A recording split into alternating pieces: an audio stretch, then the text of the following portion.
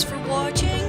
Please like and subscribe below so we can expand our Squatch search with your help. If you do have an encounter story, send it to SoCalSasquatchOrganization@gmail.com. State, Idaho. County, Bonner County. Location details from Sandpoint north on Highway 95, 18 miles. East on Elmira Road, follow to end. Changes into Forest Service type road, follow about 2 miles. Left at Fork, Bloom Lake about 5 miles further. Nearest town, Sandpoint, Idaho. Nearest road, Logging Road, Elmira Road, Highway 95. Observed. I imagine one could make up a Bigfoot story if they wanted to, but I doubt one could make up the scenario that led to my encounter. During the early 90s, I wanted to live like Grizzly Adams, and I moved to a remote wilderness in northern Idaho. To give an idea of how remote of an area this was, the Forest Service road just past our place was gated off to protect grizzly bears. Only a handful of people lived in this area, spread out over a dozen 24-acre properties. Everything else was just extreme wilderness. The night of my encounter, meeting Bigfoot was the last thing on my mind, and I must say I was confused by what I saw as well as being left utterly speechless. Although I had grown up in Northern California and was familiar with Bigfoot lore, I had pretty much filed it away as a neat story, but not something to believe in. When you are broke and living on a mountain, there is not much to do except get together with neighbors and have a good time. Our lot was no different. I must add that during this time of my life, drinking was not big on my list. And this evening was no different. However, it was Halloween, and I had had some beer earlier in the evening between 5 and 8 p.m. or so.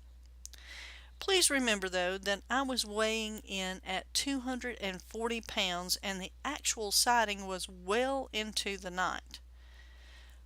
Probably around 11 p.m. to 1 a.m. the following morning.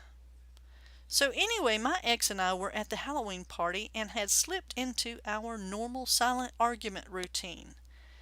So needless to say, we were not talking. One of the neighbors had arrived with a tractor pulling a trailer loaded with straw in hopes of taking everyone on a hayride. Eventually, we left on the hayride. There were around 16 of us, evenly made up of adults and children of all ages, costumes and all. Upon leaving, I don't think we had a destination in mind, but someone eventually suggested we head to Bloom Lake, a small mountain lake with rough access that would require leaving the tractor at the logging road and walking the remaining half mile or so. As stated earlier, my ex and I were giving each other the silent treatment and found ourselves drifting to the back of the 2x2 line. Eventually, we had allowed enough space to develop between us and the pack to lose sight of them as they went around bends in the trail. As we neared the lake, the trail forked into two directions, both led to the lake. My ex and I were just close enough to see the backside of the last person headed down the trail to the right. As we came to the fork, I was closest to the center fork, while my ex was outside on the far right. Right as we approached the intersection, I focused on a being crouched down at the base of a tree where the trails come together. This animal stayed put while I tried to figure out what I was seeing. It felt like total slow motion. I had a visual on the animal. I was staring right at it. However, the animal did not seem to be interested in eye contact. Just as we passed by and the animal was to my left behind me, I looked over my shoulder to see it rise silently next to the tree it had been crouching next to. Being 6'3", I would guess this being to be about 8 feet tall. Standing now, this animal still did not want to make eye contact and kept us in its peripheral vision. I looked forward and I could still see the back of the last person ahead of us. I wanted to yell out to everyone, but figured it not the best thing to do. I doubt that I was close enough to touch it, but am quite sure he could have reached me without taking a step. I thought that I should say something to the X, but I was speechless. I looked over my shoulder again to see this animal take a huge silent step out of the brush and then take only 2 or 3 more up the trail we had come down before being out of sight. These steps were large, silent, and punctuated with his long arms swinging with his strides. I spent many years wondering how no one else saw this and never told anyone from that night except the X about it. I was familiar with forest wildlife and had viewed several species at length before this. I have always consoled myself by saying I am not sure what I saw, but I do know what I didn't see, and it wasn't a bear, elk, mountain lion, moose, or anything else I can think of. Even after this encounter, I still thought most of the TV shows were jokes, but finding your site helps me realize I did see Bigfoot. This area of Bonner County, Idaho is very close to the encounter told of in the Pack River area. It is also close to the Clark Fork area encounters, kind of between the two of them. I always wondered what Bigfoot thought about 16 people coming down the trail at this time of night, costumes and all. This area is remote. 16 people at any time would have been a shock. He must have been surprised. Also noticed, do not recall. Other witnesses, about 16. They missed it. I kept quiet. Other stories. I lived in this area around 6 years. In that time, I viewed large footprints in snow, mud, and soft shoulder soil. I visited another nearby lake, foot access one time, and upon reaching the top of the trail found a large scat pile and could smell the rankest odor. I felt like I was not alone and headed home immediately. From time to time I would hear shrieks in the forest around my cabin. I was usually very angry dealing with my ex, and these things would just get filed away as something to worry about later. I had actually forgotten most of these until reading your site. Time and conditions around midnight, full moon, good light, cool temps, maybe a breeze. Environment, small mountain lake, evergreen forest, minimal hardwood, small primitive campsites around lake. Follow-up investigation report by BFRO investigator Charles Lamica. I interviewed the witness telephonically and found his story to be credible. Some additional information gleaned during the interview is listed below. Of the night of his sighting, the witness said, Bigfoot was the furthest thing from my mind that night. He had heard of Bigfoot before this event, but had never given the subject any serious thought.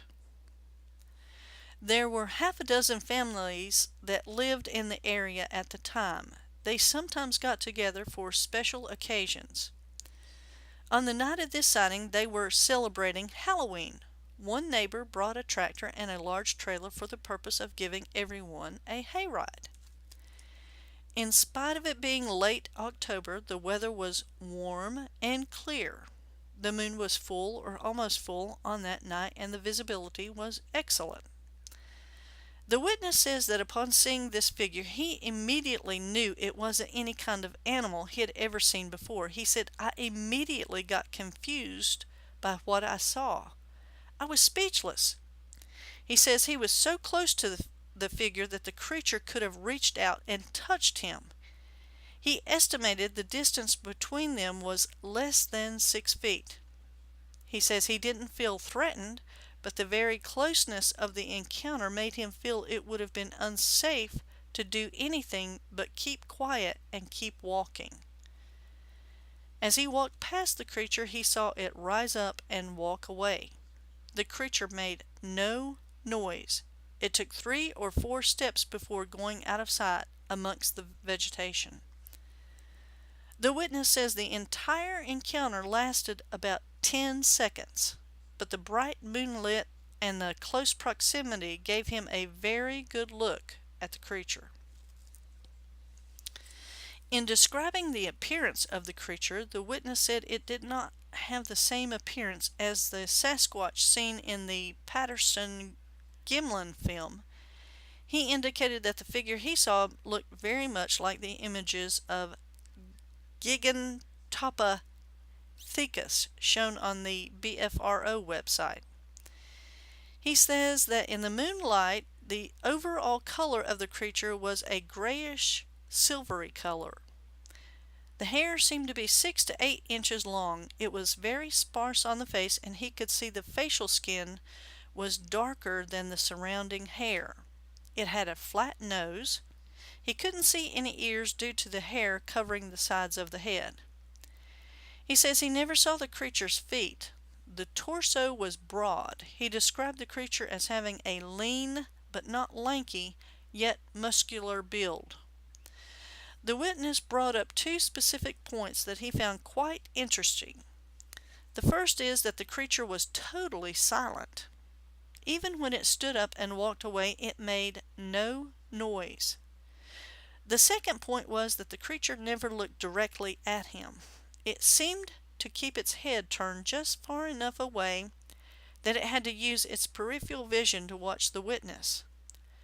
The witness is positive the creature he saw was not a human.